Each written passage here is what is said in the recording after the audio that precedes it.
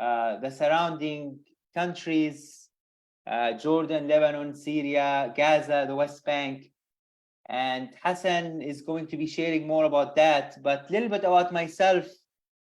My name is Bishara, and I am the founder and director of the Museum of the Palestinian People here in Washington, D.C., where we're located. I grew up in Bethlehem, and I was born in Jerusalem. The idea of the museum is born out of really what we're doing today, is claiming our own voices, claiming it from our own perspective, from a Palestinian voice. Our story for so long has been distorted, minimized to news items, as you see in the news. Whether, there's a lot of misconceptions about who are the Palestinian people. In many ways that we're portrayed as one is being violent or people to be feared, right? Or we're being portrayed as victims all the time. And so what we're doing through the museum is really empower our voice, empower the Palestinian story through arts and culture and storytelling.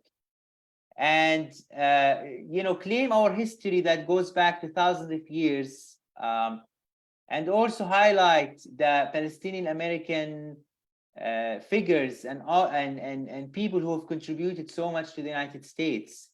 At the same time, claiming our own and remembering our own Nakba and the continuous Nakba that is happening until today through the occupation, of the West Bank and Gaza.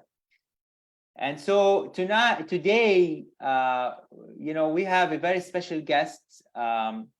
But before that, I want to say that we would love to, if you're in DC, we would love to have you visit the museum. We opened in 2019. We've had thousands of visitors coming. We have increased attendance in the museum events and attendance in general this year, as we're getting more public and more people are knowing about the museum, which is, we're very thankful to all of our supporters. If you would like to follow us, or if you're in DC, please come visit the museum. We're open Fridays and Saturdays to the public, and other days we also schedule on private tours, or if you just email us, we'll be happy to open for you. Please follow us on social media. We have a lot of events coming up, a lot of exhibitions that we're rotating. It's coming up. We are 501c3. If you would like to support the museum, you're welcome to make a one-time gift or join the Resilience Monthly Club, which is a way to sustain the museum. It starts at $19 a month. And I want to just take this opportunity to introduce Hasan for a minute. We are so honored to have you, Hasan, with us here this afternoon. A little bit about Hasan. When he was 15 years old, Hasan Hammami's family was forcibly removed from their home in Jaffa. His father was in the citrus business, but he and his family lost everything after the 1948 Nakba, and they had to start all over again. Hasan became a stateless refugee at the age of 15. Between 1948 and 1993, he made 23 country moves in search of education and livelihood. Hasan will share his life experiences as a child, teenager, and young adult during the political upheaval leading up to the Nakba and beyond. His talk will be separated into 3 parts, where he's gonna be allowing interactions between each part for question and answer from the audience. He will also glimpse into the World War I history and the events that changed his life and trajectory of Palestine, and highlights of his personal experiences with the ongoing Nakba taking place to this day. And join me in welcoming Hasan. Thank you so much, Hasan, for being here with us this afternoon. Thank you, Shara. Good morning, good evening, good afternoon, wherever you are. My first part, I want to talk about the Nakba in terms of 5 episodes. The first episode was highlighted on the 30th of April, 1948. That was less than 4 months after the bombing in the center of Jaffa of the Serai. The Serai was the governor's residence during the Ottoman times, and it had been turned into an orphanage with about 100 orphans and 3 or 4 caretakers. It was bombed. It was actually mined completely using 2 jeeps that 3 Jewish gangs, and that's what they were called at that time, loaded up the 2 jeeps with mines, drove them into the side of the Serai and bombed it. The whole building went down into rubble. Across the narrow street from it was the pharmacy of Halabi, one of the important pharmacies in Jaffa, and the Barclays Bank, also where they bombed to smithereens.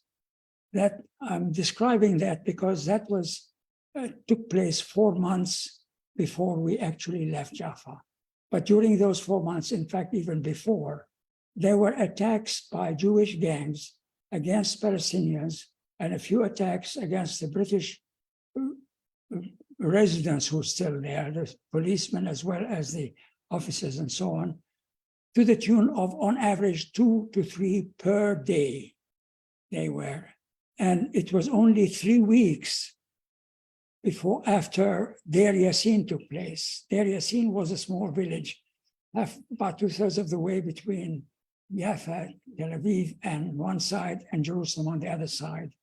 And the 3 gangs attacked this village, Deir Yassin, which was a village of maybe about several hundred people. And they committed a huge massacre.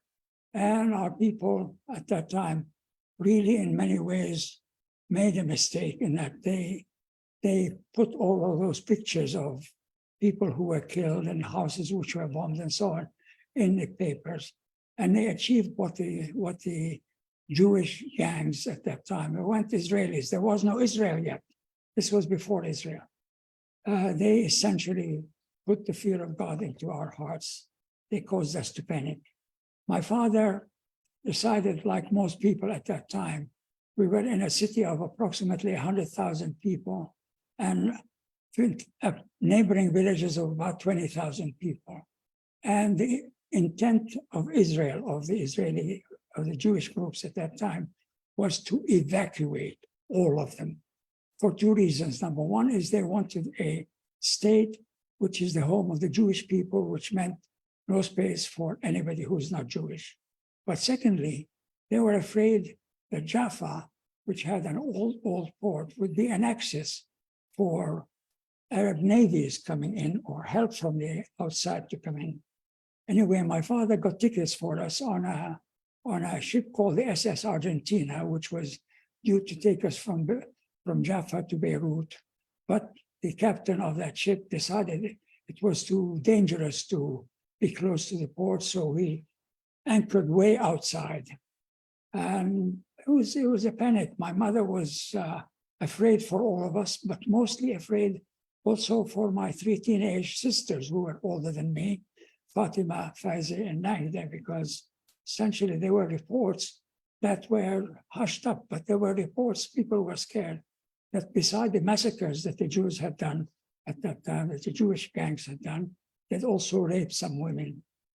So we found our way to the port and onto a nameless wooden cargo sailboat. It had no name. It was a wooden cargo along with about 3,000 other people. So we were packed like sardines, like this. And if you stood up, you couldn't get back because there was no room. Normally the trip on the SS Argentina would have taken maybe about 12 to 15 hours to Beirut, but the trip on this cargo sailing ship with the small engines took 3 days. In the first few hours, we ran out of water and ran out of food. In the late night of, I think it was the second night, one pregnant woman aborted, lost her baby. And she lost her baby. She must have been about 10 feet away from me. I was aware of that because it was still light and I could see there was something going on, and you're curious, but at the same time, you don't want to embarrass anybody. So she was surrounded by a group of Arab women who helped her clean up and cut the umbilical cord and cleaned the baby and gave the baby a burial at sea. During the second night out, we were actually in the middle of a very strong storm. And anyway, I'll keep it brief. We arrived in Sur 3 days later. And after, when we arrived there, we were welcomed like prized guests. All the people of Sur had come out with water and cookies and food and so on, but there was too many people. So we headed for Beirut, and I want to stop there at this episode of the Nakba in my life. I want to go to the next episode, which happened 45 years and 3 months after the diaspora. It was in July 1993, where after I had an active life in which I made the 23-country moves to seek my education, work, and livelihood, and so on, I retired, and I was recast not as a stateless Palestinian refugee, but as a retired executive of a top 10 multinational firms. Barbara and I went to visit my daughter, Rima, who's watching this program with you today, who had chosen to work for Palestine since the early 80s, where she got her PhD and got involved in founding several women's development centers and started as a college professor. And she's now in charge of the PhD studies program at Birzeit University, which she started with one and lives there. And to visit my sister, Padwa, who had been living in Jerusalem since the late 50s when she married a Jerusalemite. I had great expectations of my first visit to Jaffa, to Jerusalem, and to home. I wanted to revisit my school, my city, my neighborhood, my roots, the beach, and so on. But Rima and Fadwa had warned me that our home had been converted to an old people's home operated by an Israeli company, running it as an old people's home. Actually, it had been turned into an assembly line with over 60 geriatric residents. Every room, bedroom, dining room, so on, had been divided into, every veranda had been closed in and divided into. The house was packed with old, incapacitated Eastern European Jewish people, mostly with Alzheimer's. I could tell because, they weren't doing anything. They were playing this big balloon thing, game, the only thing they were acting. And they were the airy, lively, noisy, happy environment of the house, of our home, had disappeared, had gone. Instead, there was a fetid smell of urine, an unclean, old, uncared for people that pervaded the environment. I shut the pain out of my head and ran through and headed for the beach. We decided to go to the beach, where I learned, my father taught us how to swim. And it was a shortcut always through the Muslim cemetery. The gate was closed, so we tried the Orthodox cemetery next door. The gate was open, and the guard over there told us just to be careful, that several graves had fallen apart, that there was some thistles and some cactus, and just be careful. Well, we knew how. So the three of us, Rima, Fadwa, and I, headed for where my grandfather's grave was. It was exactly where I knew it was, clear in my head. And it was there. I took a picture at that time, had a picture taken.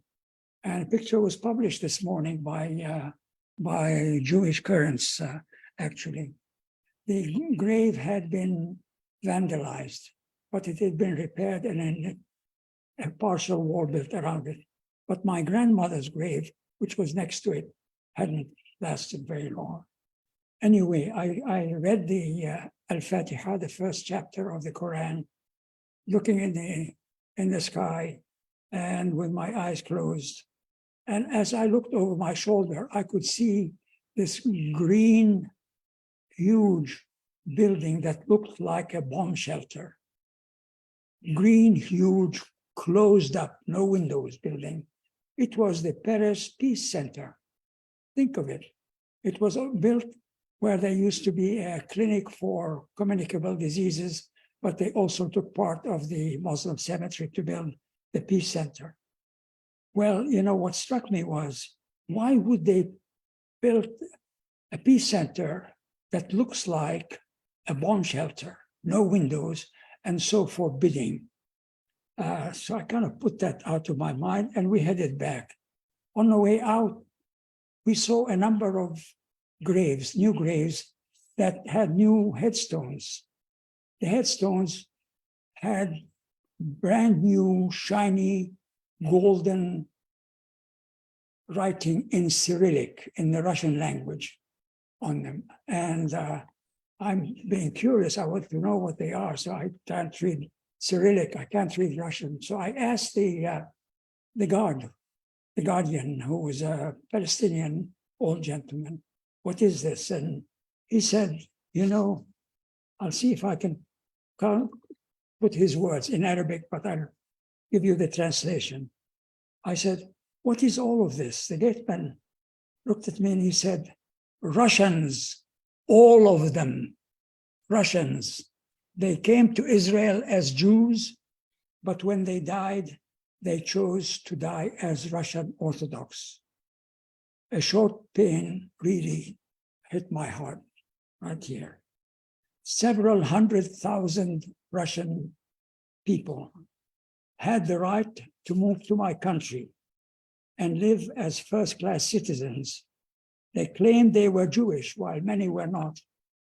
But irrespective of whatever they claimed, they had the right to live as first-class citizens. Yet, neither I today nor any other Palestinian in the world, an original inhabitant of this Holy Land, has the right of return to this Holy Land. This is the first part of my talk. I'd like to take some questions on this, if anybody has any questions, and then we can go on to the second part. Do we have any questions, Julia? I'm not seeing any at the moment, but I'm I have a question. all right. Are the Muslim cemeteries in Jerusalem and in other cities that are now Israeli cities, are they protected? Do you know? Not at all. In fact, the oldest and most precious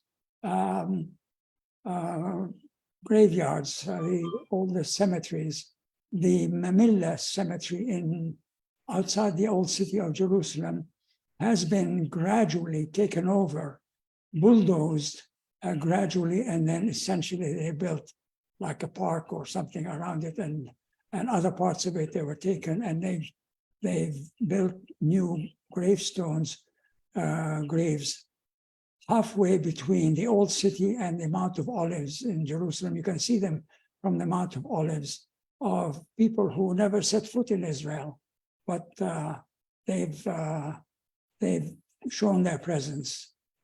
Similarly, in Jaffa right now, there was, in fact, not right now, in the last year, there was a major problem that took place in Jaffa, where the city of Tel Aviv, Jaffa, incorporated in one city council, decided to take over one of the old Gaskhanas, one of the old Ottoman age cemeteries, and turn it over to a Jewish development company, developer, to actually clear it out, bulldoze it, and then build houses on it. And they put up a big resistance, the small number of Jaffites who lived there against it, but to no avail. So the short answer to your question is no. They are not. Yeah, I think my grandparents were buried in outside of Jerusalem, so it might be the areas you were talking about, and that would break my heart that those burials of my grandparents are gone. I am sorry to hear that about your grandparents, but I'm not surprised. I'm not surprised about the Israeli practice of creeping annexation and creeping denial of presence of Palestinian villages, homes, farms, banks, buildings, hospitals, whatever they were, and taking it over and denying that we were ever there. We have another question. Thank you. Thank you. Let me go on to the next part. How did we get here? How did we get here? This is the historical part. Most people tend to think that the Nakba really started in 1917, on the 2nd of November, 1917, when the infamous promise by Lord Balfour was given in a letter that he wrote with his signature to the Jewish banker, to Lord Rothschild. In fact, that was like probably 50 years that it started. It started in 1878. The Israeli, who was the first Jewish prime minister of Great Britain at that time, and he was the favorite prime minister of Queen Victoria. He helped the Ottoman Empire save Istanbul from being attacked by the Russians, who wanted to reclaim it as Constantinople. And he did that essentially by getting involved during a time when most of the Western European countries were rubbing their hands in planning how to divide up the Ottoman Empire into different pieces. And if you recall, at that time, the Ottoman Empire occupied a good part of Eastern Europe, and Theodor Herzl wasn't even born then. Sorry, he was born earlier. He wasn't even active then. In 1878, a Congress was held in Berlin, and it was essentially all of the then important powers of Europe who had decided how they were going to reconstitute most of the Eastern European countries, Romania, Bulgaria, etc., as European countries. And at the same time, it was attended by the Austro-Hungarian Empire, Germany, Britain, Italy, Russia, etc. At that time, the question of the future of Palestine was touched upon during that meeting, because the European countries said all of those people who are living in those countries have to have their own countries and have to be independent, and we must help them to do that. At the same time, the future of Palestine was touched upon in the Congress indirectly. A group of Jews submitted a memorandum to the Congress addressed to Bismarck and Disraeli, who was then called Lord Beaconsfield, requesting that the Jews in Palestine should be given their independence. Literally, I'm talking literal translation of what they had written, in the same manner as had been restored to the Balkan people, and permitted to establish a constitutional Jewish monarchy in that country, a constitutional Jewish monarchy in Palestine. This memorandum was listed in the protocol of documents submitted to the Congress, but it was not discussed on the floor. It was not discussed on the floor because they were afraid of anti-Semitism, which is rampant in Europe, and about the fact that everybody was talking that Jews had too much influence and so on. In a few years later, in 1896, Theodor Herzl published his book, his only book, der Judenstaat, literally the state of the Jews. And it was a proposal of a modern solution for the Jewish question. It was originally called an address to the Rothschilds. This was not an address to the European Council who had met in a Congress who had met in Berlin. It was an address to the Rothschilds, referring to the Rothschild family, the banking dynasty, as Herzl planned to deliver it as a speech to the Rothschild family. Baron Edmund de Rothschild rejected Herzl's plan. He rejected it very simply because he felt that it threatened Jews in the diaspora and that other European countries would be happy to get rid of all the Jews, and that essentially Baron Edmund de Rothschild argued that the best way, argued that no, that would interfere with the rights of Jews to live, reside, have businesses, have citizenship, passports, and so on of different countries, including, of course, the Rothschild family. Therefore, essentially, we go back to the argument that Herzl had. He said, therefore, I believe that a wondrous generation of Jews will spring into existence. The Maccabeans will rise again. Those of you who remember much of Palestine as you were kids will know that one of the sports teams that was a Jewish sports team was called the Maccabee sports team in Haifa.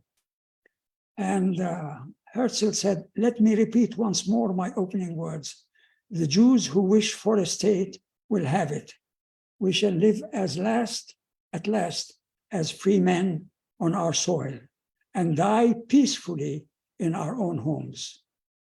Our soil and our own homes wasn't theirs, not at all, because in fact, they were born and they were living in Europe, and many of them converted to Judaism in Europe hundreds of years before. But the thinking, the principle, the thought was, it's our home. The world will be freed by our liberty. This is when they're selling their case to get the support of the Western world. The world will be freed by our liberty, enriched by our wealth, magnified by our greatness. And whatever we attempt there to accomplish for our own welfare will react powerfully and beneficially for the good of humanity. So beyond claiming Palestine, they're also claiming that they're going to do it for the welfare of the world. Theodor Herzl went to London in an effort to organize the Jews there in support of his program. Of course, there was a lot of resistance, especially from the bankers and the established leaders who were the leaders of the Jewish community, because they were British citizens. They didn't want to give their British citizenship away. They didn't want to give the right to run businesses in the UK away. But at the same time, before he died, Herzl tried another overreach. He tried to convince Sultan Abdul Hamid to consolidate all the Ottoman debt in exchange for Zionist access to Palestine. Listen, so they had lent money to the Ottoman Empire, and he took it upon himself to try and convince the Ottoman Sultan, Abdul Hamid, that he would want to consolidate all this debt, forgive it, but give the Zionists access to Palestine. Of course, the Sultan refused his offer. Between 1897 and 1921, the Zionist Congress held formally and openly 12 times between 87 and 1921. That's 23 years. And it met in Basel in Switzerland, London, The Hague, Hamburg, Vienna, Carlsbad, which was in the Czech Republic, and they essentially continued to pick up and run with the creation of this new Zionist plan project. After Herzl died, the person who took over from him mostly was Chaim Weizmann, who became the first president of Israel.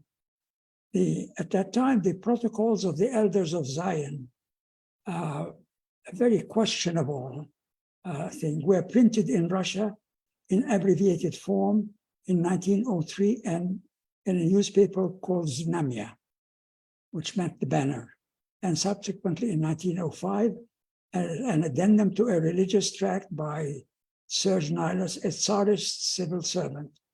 They were translated into German, French, English, and other European languages, and soon became a classic of anti-Semitic literature. Essentially, they said at that time that what the Zionists were doing was that the Freemasons and the Jews were going to create a new world order, and that Israel and her friends had been working since then to try and prove this was wrong, and they've been quite successful in labeling it anti-Semitic. In 1905, this is new to almost all of you. This is a major change in direction. The British Prime Minister, Henry Campbell Bannerman, became the first Prime Minister of Great Britain after Lord Balfour's conservative government had failed. So Balfour was conservative, but Henry Campbell Bannerman was a liberal. Bannerman, leader of the Independent Party, who was followed by Lord Asquith and Lord George, all three of them openly self-declared Zionists, part of the Independent Liberal Party. He appointed three royal commissions in 1905. And those commissions were to report directly to the British cabinet.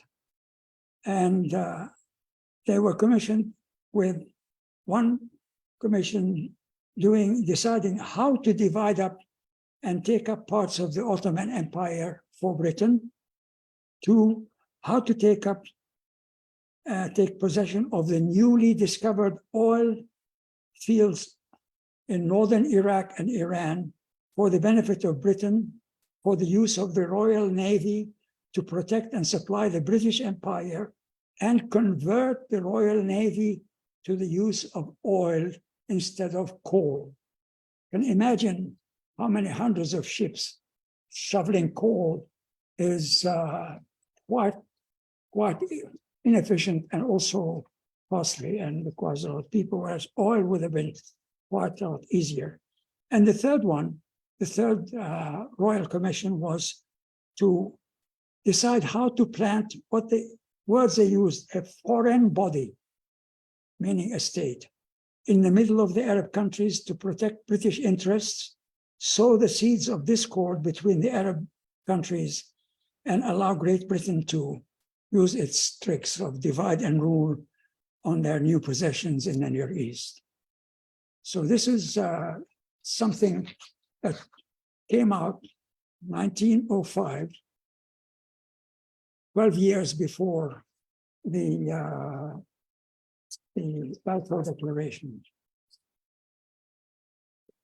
As soon as Great Britain declared war on Germany and the Ottoman Empire, the War Cabinet in Britain started discussing the future of Palestine seriously. Viscount Herbert Samuel,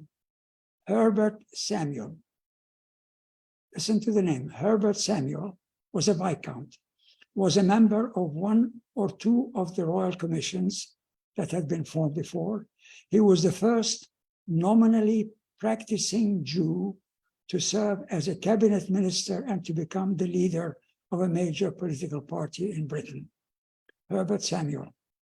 He had promoted Zionism within the British cabinet, beginning with a confidential document which was published in 1915 and had been really released to the public less than 10 years ago, nearly 100 years. And it was called The Future of Palestine, a secret document addressed to the British cabinet in the first year of World War I. And I have a copy of it. The first time I got a copy of it was purely by accident, and it was broken up. More recently, I've been able to get a full copy, huge copy, and I plan to post it as part of what goes on with this thing. In this document, Herbert Samuel's words: keep Palestine for a new Jewish national home. Keep Palestine for a new Jewish national home. That, he says, I am assured, somebody assured me, will be annexed to the British Empire. That's the way he wanted to get, so that the British would support it. In his paper to the British cabinet, he set forth the benefits for Britain to follow his plan. He argued against all other options for Palestine that were considered at that time, including annexation by France, because France was interested in Syria and Lebanon, by internationalization, because of people who were saying, it should be international, by annexation to Egypt, which was essentially run by Khedive under Britain, and by keeping it with Turkey. And he closed with the following argument. It's very interesting to listen to his effort to convince the War Cabinet of Britain the gradual growth of considerable Jewish community under British suzerainty for Palestine will not solve the Jewish problem in Europe. A country the size of Wales, much of it barren mountains and part of it waterless, cannot hold 9 million people. But it will probably hold in time 3 million or 4 million people, and some relief could be given to the pressure in Russia and elsewhere, because they were afraid essentially about what Russia was doing under the Tsars at that time to the Jews. Far more important,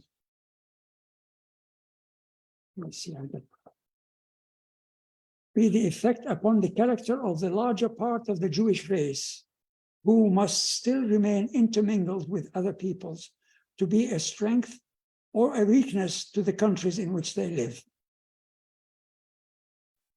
Let a Jewish center be established in Palestine. Let it achieve, as I believe it will achieve, a spiritual and intellectual greatness, and insensibly but inevitably the character of the individual Jew, wherever he might be, that character would be ennobled. The sordid associations which have attached to the Jewish name should be sloughed off, and the value of the Jews as an element in the civilization of European peoples would be enhanced. The Jewish brain, he goes on to say, the Jewish brain is a physiological product not to be despised. For 15 centuries, that race produced in Palestine a constant succession of great men, statesmen and prophets, judges and soldiers. Where he got that, this kind of invention. But there had been, not just in Palestine, there, throughout the Arab world and throughout the Western world. If a body be given in which its soul can lodge, it may again enrich the world. So we're going to do it for the world, for you. So you need to support us. Till full scope is granted, as Macaulay said in the House of Commons, let us not presume to say that there is no genius among the countrymen of Isaiah, no heroism among the descendants of the Maccabees. So essentially, this person who had been member of 2 royal commissions 12 years earlier than the promise of Balfour, had worked up through those 12 different Zionist congresses this plan. That paper to the British War Cabinet was followed by the Balfour Declaration in 1917. The Balfour Declaration was signed by Lord Balfour and addressed to whom? It was addressed to Lord Rothschild, addressed to Lord Rothschild, leader of the British Jewish community, for transmission to whom? To the Zionist Federation of Great Britain. So they knew where to address this to, where the power was, the power of money. Lord Walter Rothschild, Alfred Balfour, Leo Amery, and Lord Miller actually authored the Balfour Declaration. It was also followed by the Sykes-Picot plan to divide the Middle East between Britain and France, and by that time, leave Russia out because the Tsar had fallen and Russia had become a communist country. Well, in 1917, Britain entered Palestine through the south in Beersheba, and in the east, across the River Jordan, at the head of an Arab force, and immediately broke all the promises that they had made to the Arabs, including the promises they made to Sharif Hussein, to his sons Abdullah and Faisal, who became the king of Transjordan and the king of Iraq, and the other Arabs who fought with them to the end to end the Ottoman Empire. Britain also, at that time, allied itself with Saudi Arabia. This is not discussed much, but it's important to understand, because they wanted the Arabs of central Saudi Arabia and eastern Saudi Arabia to fight with them against the agents of the Ottomans in central Arabia and eastern coast of the Al Jazeera, of the Arabian Peninsula. And it is with their help that they provided them guns and money, and they supplied them with a representative, an imperial representative who was actually a spy, and his name was H. St. John Philby. He was the father of Kim Philby, who several years later essentially was discovered to be a double spy, a spy for the West as well as a spy for Russia, for communist Russia. And they helped King Abdulaziz of Saudi Arabia to throw the Hashemites out of the Hejaz, out of Mecca. Philby, by the way, stayed from that time on, from like I think 1915, 1916, right up until 4 or 5 years before he died, stayed in Saudi Arabia. He changed his name into an Arabic name. He dressed like a Saudi man. He was a member of the court of King Abdulaziz. He died in Beirut a few years later. In 1920, less than 2.5 years after the Balfour Declaration, Herbert Samuel was appointed. Remember who Herbert Samuel was? He was the author of that document that was addressed to the War Cabinet and became the basis of the British foreign policy in Palestine. In 1920, Herbert Samuel was appointed the first High Commissioner for Palestine. So he was appointed like the governor of Palestine, in charge of the administration of the country. He was the first High Commissioner to make Jewish an official language of Palestine, along with Arabic and English, increase the number of European Jewish immigrants to Palestine, introduce a number of preferences to the newly arrived illegal Jewish immigrants to Palestine, while he suppressed Palestinian appeals for the promises made to the Arabs when they asked, promised all of this, are you going to stand up by your words? In 1922, 4 years after the end of World War I, and 2 years after Herbert Samuel was appointed High Commissioner for Palestine, Britain wrote for itself, not the League of Nations. Britain wrote for itself the articles of the British Mandate of Palestine, labeled Mandate First Class, which stipulated that Palestine would be prepared for and given its independence within a period of 10 years, an act of perfidy that they had no intent to deliver on. You know, the following 20 years saw several uprisings of Palestinians, and further efforts to try and correct the situation that Britain was trying to force on them. However, as you probably may know, if you don't, that in fact, the worst of those uprisings was in 1936 to 1939. And it was finished, had to be finished before World War II was started. During that period, the British Mandate authorities arrested and sent to exile, not one, not two, not 10, not 20, but scores of Palestinian leaders who had questioned the occupation, who had led political parties, or led the rebellions, with the largest number of Palestinian exiles being sent to, number one, Cyprus, and number two, the Seychelles. The Seychelles, the ones who were thought to be more dangerous, were sent to the Seychelles. Very small set of islands in the Indian Ocean, which are very difficult to get to or get away from. Haj Amin al-Husseini, the Mufti of Palestine, was the only one to escape. He escaped to Germany through escaping through Iraq, and spent the years of World War II in Germany. I will stop here on this part about how did we get here. I'd like to take some questions, if there are any. Yes, we have some questions.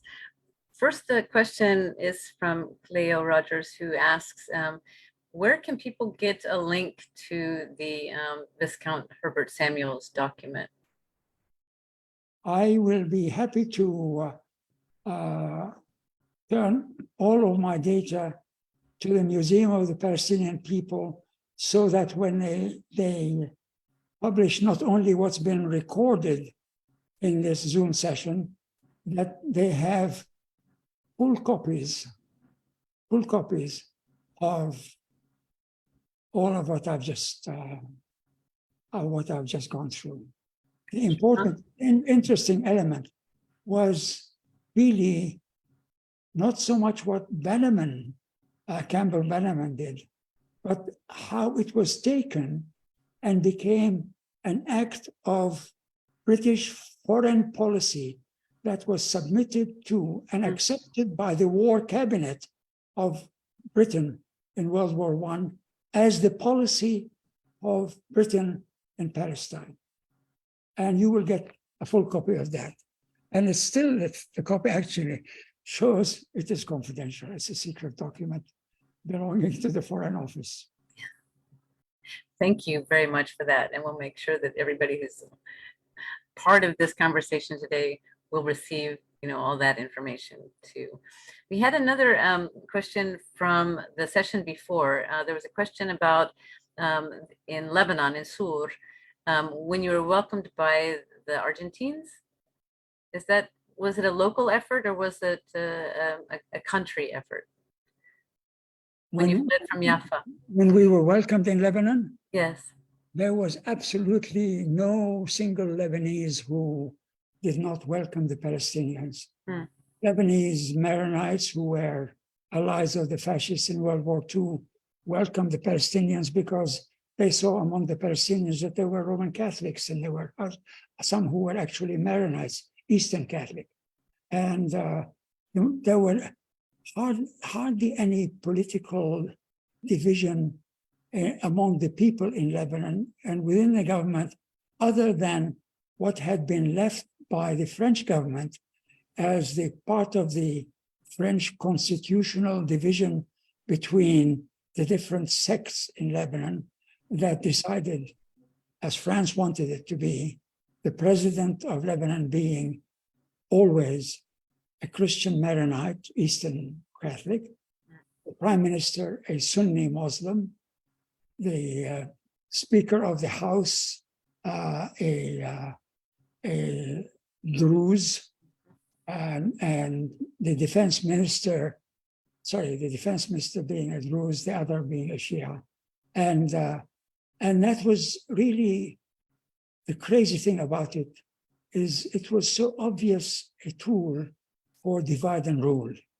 This way, France would be perfectly capable of ruling Lebanon as long as Lebanon was divided on themselves. Mhm. But when in the end of April and the month of May, starting maybe even late March, May and June 1948, when the bulk of the over 750,000 Palestinians escaped for their lives, and about maybe a third of them went to Lebanon, maybe not a third, the statistics are not precise, that they were welcome. We were welcomed. I mean, my father rented a house for the summer in a small town called Fallugha.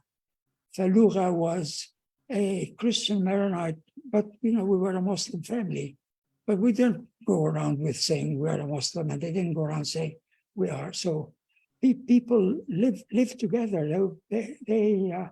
And the Palestinian cause was really the cause of all of the people.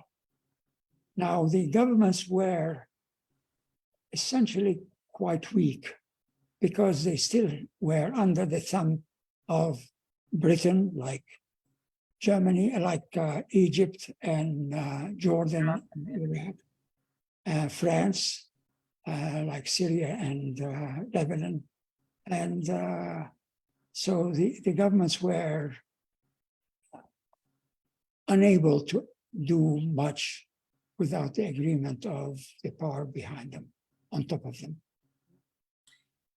We have another question from Catherine Akbar, who has had her hand up for a while. Catherine? Thank you. I was wondering about the story you told about the bombing of the orphanage in Jaffa.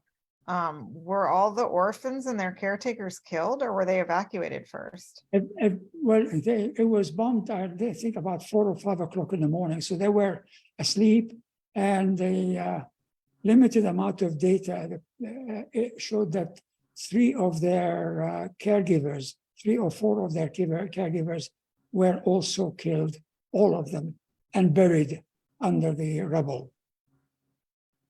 And it was a pure massacre, I mean, a pure war crime, even though there was no war. But in fact, the museum has a copy of a 2-volume document called the Problem of Palestine, written by a Palestinian barrister at law who has documented all of this stuff in very compelling, good legal, good reference, with good references and good data in it, and essentially showed that the Jewish gangs, the 3 they're now referred to as militias, they were gangs. They were called gangs by the government of Palestine. Had been committing crimes, had been after killing, massacring single groups, small groups, villages, and so on average of 2 to 3 a day for the previous 9 months before the 15th of May. And of course, it continued. Thank you.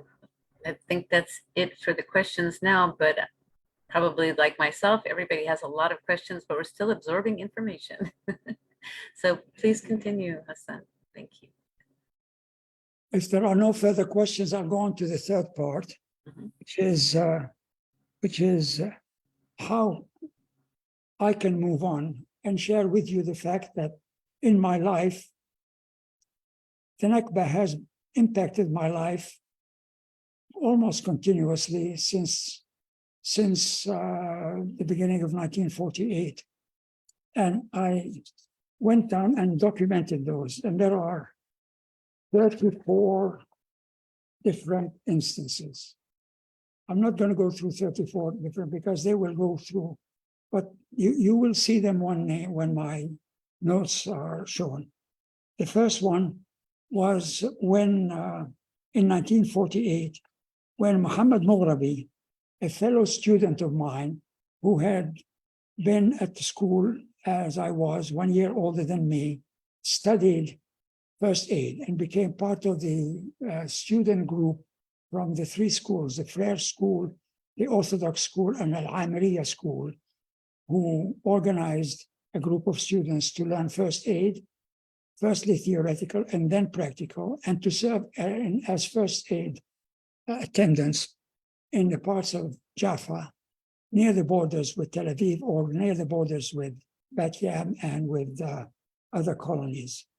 He had been serving one night in Manshia in northern Jaffa. And at that time, Manshia and Tel Aviv, were like this. And they had put barriers between them. And it was early in the evening. Muhammad Mughrabi saw on the other side a face that he thought he recognized, Gabriel Samuel. Gabriel Samuel was a fellow student of ours. He was the same class as Muhammad Mughrabi. He was a French Jew. And he was on the other side. He was on the Jewish side. What he was doing, no one knows. But when Muhammad Mughrabi got up and said, Gabriel Samuel, he got shot in his head and died. We got the news the day after. We didn't know how to handle it. The bombing of the Sarai, which I went to, was another one. The way we left home in panic was another one. The way my childhood, which was a charmed childhood, living in a lovely city with a nice neighborhood where the kids played together. We had a beach less than half a mile away where everything was available, where my father bought me a bicycle at the end of World War II, and I used to cycle all the way to Rubin, like 10 kilometers along the beach, right by the water where the water had tamped down the soft sand. All of that just disappeared and was essentially transformed into a stateless refugee. In reality, we were homeless refugees because we lost our home. We had a home that we rented because my father was capable enough to draw enough money. But what I've learned in the last few days from reading a PhD thesis in Harvard by a young woman who essentially studied what the Nakba did to Palestinian assets and bank accounts. My father, when he went to the bank to get some money for us to leave, he was able to get only £2,000. He could have taken all of the money that he had in the bank, which was a lot more. But the bank had already, even before the Israeli government had been established, had put the calabash, had stopped, had agreed with the hints that they were getting from the Jewish, the Zionist people who were preparing to start the state of Israel, to not issue any money, to release no money, pay no payments, send no transfers of any of the Arabs who had bank accounts in any of the banks that were working in Palestine and had been occupied by Israel.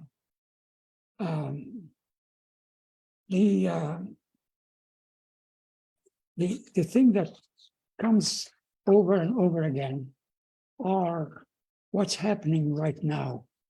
I live in Florida, half a world away from what's happening in Palestine. But in 1967, one of the other incidents that happened in my life, and it was pure Nakba related. I never thought about it that way. 1967, I was working in Jeddah in Saudi Arabia. I was running the factory and the business of Procter & Gamble making detergents in Saudi Arabia. And both Barbara and I had sent our two eldest daughters, Fawzia, who at the time was 10 years old, and Rima, who at the time was 6 years old, to study in a boarding school, the best boarding school, the girls' boarding school, we thought, in the Middle East, for girls, in Jerusalem. And on the 6th of June, or 5th of June, and a 6-day war started. All of a sudden, on that morning of that day, on my way to my office, I could see a MiG jet flying over my head, going to land in the airport in Jeddah in Saudi Arabia. I turned the little Sony radio on. I learned that, in fact, war had started, and that was one of two Egyptian MiG jets that had escaped, one to Jeddah and one to Khartoum. What happened was immediately, there was no way for me to get in touch with the Schmidt Girls College, with my daughters, with my sister, with the school that they were in Jerusalem. And for 21 days, we did not know, Barbara and I did not know whether they were dead or alive. Thank God they were alive, but they went through the trauma of their own. They were kids, 6-year-old and 10-year-old. And after that, Barbara had a nervous breakdown. And it took her 2 years at least, and maybe continuing recurrence of this nervous breakdown, where she truly blamed herself for allowing me, for raising our two young daughters in a boarding school, which was going to be occupied. We didn't know there was going to be a war. Going to be not only occupied, but taken over, ended up being now claimed by Israel as part of its eternal capital. Ooh. So the Nakba goes on. Nakba goes on. Rima's listening to this as I'm talking. Rima, I'm sorry about what happened. I'm sorry that I didn't have the vision to not send you there, but send you somewhere else, or even leave. But what we ended up doing is I ended up leaving a fantastic career behind me in Saudi Arabia and moving to a much smaller job with the same company in England to try and regroup the whole family together in the north of England, in Northumberland. And several years later, I was invited in Cincinnati when I became a member of a group called The Group that was organized by the bishop of the Episcopalian Church in the tri-state area, Ohio, Kentucky, and Indiana. And it was a kind of a select group. I was the only Palestinian Arab Muslim invited to be there.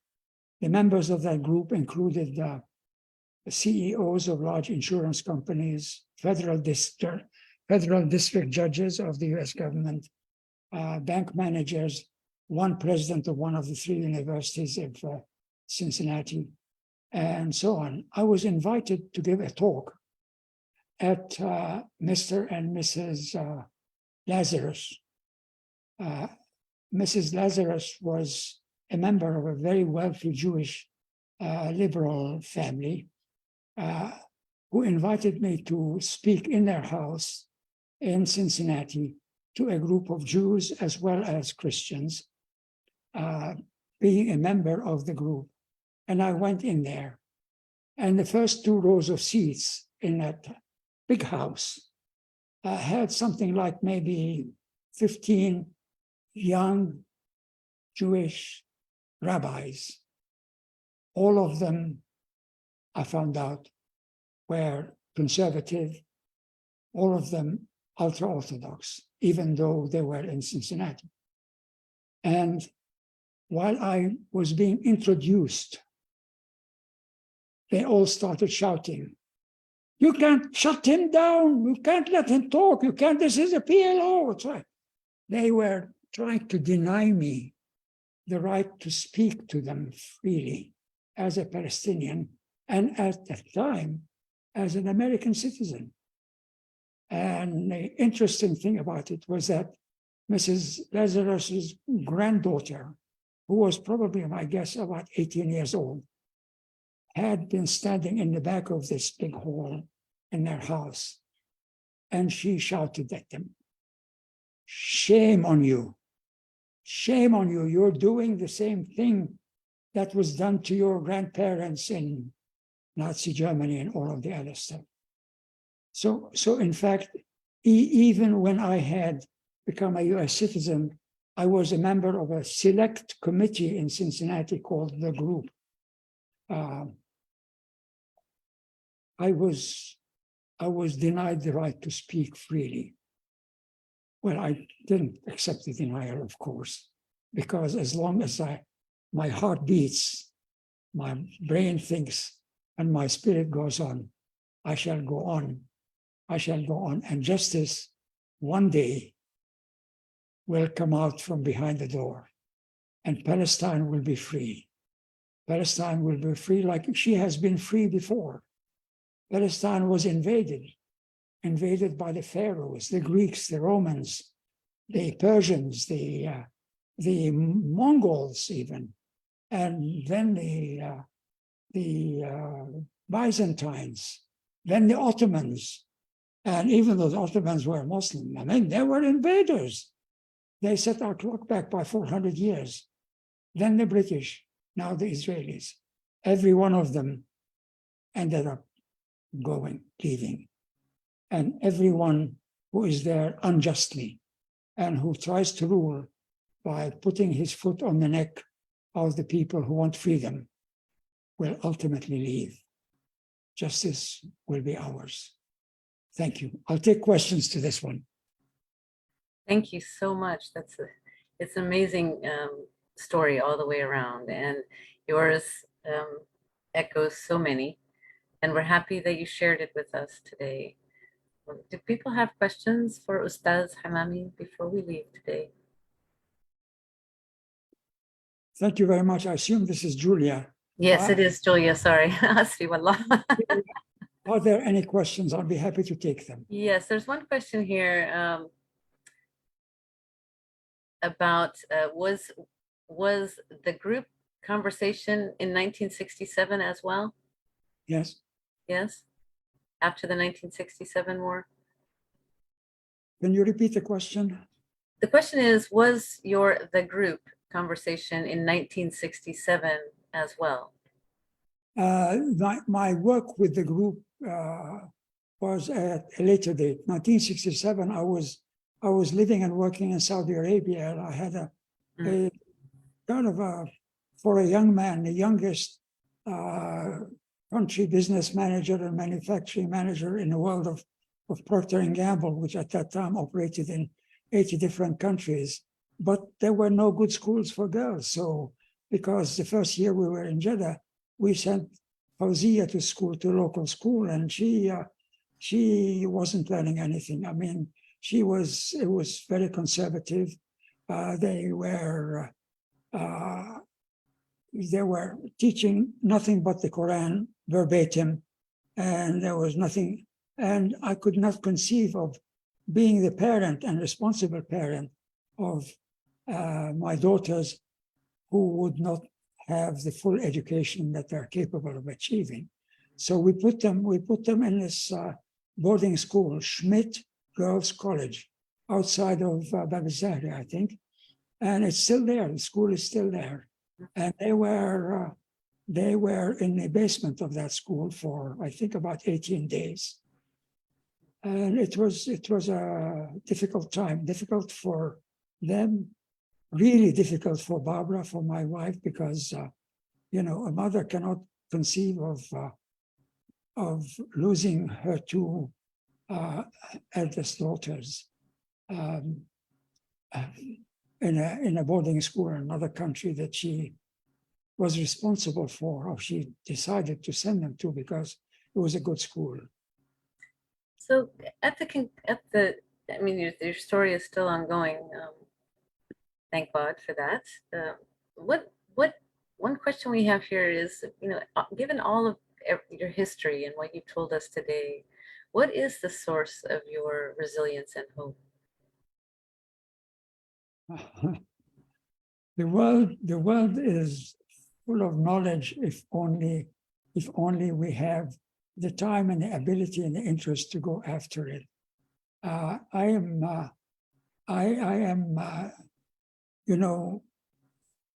I went to a trilingual school in Jaffa, so I learned French, English, and Arabic. In the first 7 years of school, we studied everything in French, which meant we studied geography and arithmetic and literature and poetry and other things in French. And we studied Arabic as a language and English as a language. And we had to pass the Certificat d'études primaires, which is a French national exam certifying you to be at the level of finishing elementary school. When we went into high school, we studied everything in English. So geometry, algebra, chemistry, physics, history, geography, etc., were all taught in English. And French and Arabic were taught as a language. Now, in some sense, that gave us a great mastery of the three languages. It had a downside, and the downside was that when I studied history in the elementary school, I studied the history of Palestine from the eyes of the French. And when I studied history in the high school, where I was being prepared for what was called then the London matriculation, GCE O levels, I was studying history of Palestine, history of the world as seen by the British. But that's okay, because essentially, as long as you are aware of that fact and you're able to distinguish that, things are written by people who are, as they see them, as they're interested, then your searching mind does not stop with the first word. And today, whether it's the internet, whether it's Google, whether it's books, like I discovered in 1994, I discovered that the Encyclopedia of the Palestine Problem, which was published in English by Isa Nakhli, had been published in the United States. So I got a copy then. And at that time, I was still, I was interested, but I would kind of look at it and open it once in a while. But in the 30 years that I've been retired, I haven't stopped learning. I haven't stopped speaking or writing. I got involved with one organization which is called the Lifelong Learning Institute. Lifelong Learning Institute. So I was like a college professor, and for 3 years I was the president of that institute. I also had a Nakba incident in there because I was planning to give a town hall talk by the LLI, Lifelong Learning Institute, in the local college, at the time it was called Edison State College. And a group of neighbors, Jewish people, decided they didn't want me to talk. So what did they do? They went to the president of Edison State College and they said, firstly, you must stop him talking. But if you let him talk, you must give us equal time. And two, if you let him talk and don't give us equal time, we're not going to give you a penny. We're not going to allow any Jewish student to go there. Good for her. She was an educator. And educators have a tendency to have these very strong feelings in their heart and in their brain about education and about freedom of information and freedom of speech. And she said to them, look, if you are interested, make a proposal to the LLI of one of your speakers to come and speak. they left her office. They left her office angry. And of course, they didn't propose anybody to talk. And of course, I gave the talk. And of course, to prepare to give the talk, I had to study for like maybe 6 or 7 hours for each hour of talk that I did. So it's every one of us. In my life, I'm 90 years old. On average, whoever the listeners are in here, anywhere between maybe my 80s, I imagine, to 25, 20 maybe. It's in your hands, it's in your head, it's in your heart, it's in your willpower to learn and to educate, to inform and to inform and educate, and to convince with education, convince in a professional way for people to listen to you and to question what they have been fed with. Because if we don't do it, we're going to be at the mercy of the disinformation that the Israelis and their friends, whether they're the Christian Zionists or whoever else, put out against us. That's right. Thank you very much for those words of wisdom. Ustaz Hasan. I want to thank everybody who came to share in your story. And I also want to underscore this is the purpose too of the Museum of the Palestinian People, is to provide that space and that education and the Palestinian narrative to counter the misinformation that's often thrown around about Palestine and the Palestinian people. So I thank you very much, Hasan, for sharing with us your story and for giving us the courage and the faith to continue to educate ourselves and to share that knowledge and to tell the stories. And thank you so much. And thank you to everyone who came today. Thank you everyone for joining us. Thank you, Julia. Thank you for all the volunteers of the Museum of the Palestinian People in Washington, D.C. Keep going. Keep going. Thank you so much. We will do our best. And we look forward to welcoming everybody there. Mwah. Bye-bye. Bye. Thank you. Thank you. Thank you, Hasan. Thank you so much. Thank you, Hasan.